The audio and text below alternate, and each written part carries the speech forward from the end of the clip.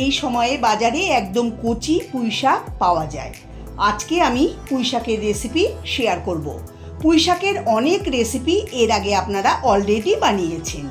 আজকে খুব সহজ পদ্ধতিতে নিরামিষ পুঁইশাকের রেসিপি বানিয়ে দেখাবো।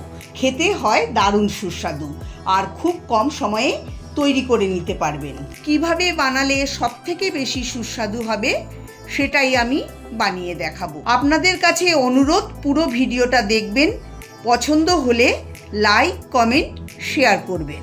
এখানে আমি নিয়েছি পুঁইশাক, একদম কচি পুঁইশাক আছে। প্রথমে পুঁইশাক ভালো করে ধুয়ে নিয়েছি, তারপরে দেখুন এরকম করে কেটে নিয়েছি। পুঁইশাকের পাতাগুলোকে মিডিয়াম টুকরো করে কেটে নিয়েছি আর ডাঁটাগুলোকে দেখুন এরকম একটু লম্বা করে কেটে নিয়েছি। মোটা ডাঁটাগুলোকে মাঝখান থেকে চিড়ে নিয়েছি, এতে ডাঁটা তাড়াতাড়ি সেদ্ধ হয়ে যাবে। সব সবজি কেটে নিয়েছি এখানে কুমড়োটাকে একটু মোটা আর লম্বা করে কেটে নিয়েছি। দুটো মিডিয়াম সাইজের আলু নিয়ে খোসা ছাড়িয়ে ডুমো ডুমো করে কেটে নিয়েছি 5-6টা পটলের খোসা অল্প রেখে ছাড়িয়ে এরকম করে কেটে নিয়েছি। সবজিগুলো কেটে ভালো করে ধুয়ে নিয়েছি। কড়াইতে 3 টেবিল চামচ সর্ষের তেল দিয়ে ভালো করে গরম করে নিতে হবে। তেল গরম হয়ে গেছে, 2টো শুকনো লঙ্কা আর 1/2 চা চামচ পাঁচফোড়ন দিয়ে 30-35 সেকেন্ড ভেজে নেব। ফোড়নের থেকে যখন সুন্দর গন্ধ বেরোতে শুরু করবে তখন এর মধ্যে কেটে রাখা আলু দিয়ে দেব। এখন মিডিয়াম ফ্লেমে 2-3 মিনিট আলুটাকে একটু ভেজে নেব। আলু সেদ্ধ হতে একটু বেশি সময় লাগে, তাই জন্য আলুটাকে একটু এইভাবে নেড়ে চেড়ে নিলে সেদ্ধও তাড়াতাড়ি হবে আর স্বাদটাও ভালো হবে। দেখুন আলুগুলোকে কিছুটা ভেজে নিয়েছি, এবার দিয়ে দেব কেটে রাখা কুমড়ো, পটল আর পুঁই ডাঁটা। পটলের পরিবর্তে আপনারা ঝিঙেও ব্যবহার করতে পারেন। এখন হাই ফ্লেমে সবজি ডাঁটা ভেজে নেব। এইভাবে সবজি ভেজে নিলে খেতে খুবই সুস্বাদু হবে। 2 মিনিট হাই ফ্লেমে ভেজে নেওয়ার পর এখন ঢাকা দিয়ে 4-5 মিনিট লো ফ্লেমে রেখে দেব। এতে সবজি অনেকটাই সেদ্ধ হয়ে যাবে। 4-5 মিনিট পরে ফিরে এলাম, একটু নেড়ে চেড়ে নেব।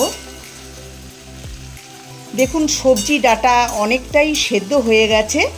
এখন এর মধ্যে দিয়ে দেব কেটে রাখা পুঁইশাক ওপরে ছড়িয়ে দেব। পুঁইশাক দেওয়ার পর এবার দিয়ে দেব স্বাদ মতো লবণ, হলুদ গুঁড়ো দেব 1/2 চা চামচ আর 4টে চেরা কাঁচা লঙ্কা।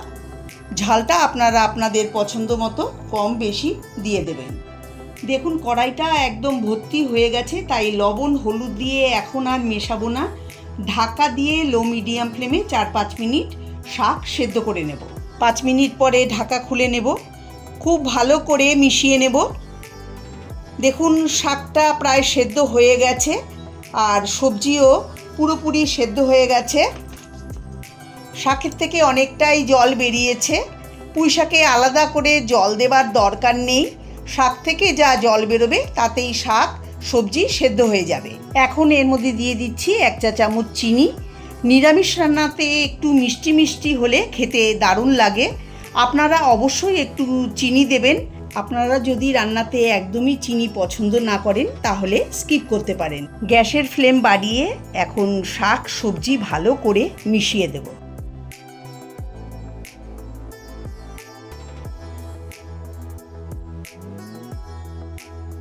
দেখুন বন্ধুরা, শাক সবজি ডাঁটা সুন্দর সেদ্ধ হয়ে মিশে গেছে। একদম তৈরি হয়ে গেল নিরামিষ পুঁইশাকের 5 মেশালি সবজি রেসিপি। সহজে তৈরি হয়ে গেল পুঁইশাকের এই রেসিপি। এখন আমি গরম গরম সার্ভ করে নিচ্ছি। আমার আজকের এই রেসিপি আপনাদের কাছে কেমন লাগলো অবশ্যই জানাবেন। যদি ভালো লেগে থাকে তাহলে আপনারা বাড়িতে অবশ্যই একবার ট্রাই করে দেখতে পারেন। আশা করি আপনাদেরও ভালো লাগবে। ভালো লাগলে লাইক, কমেন্ট, শেয়ার করবেন।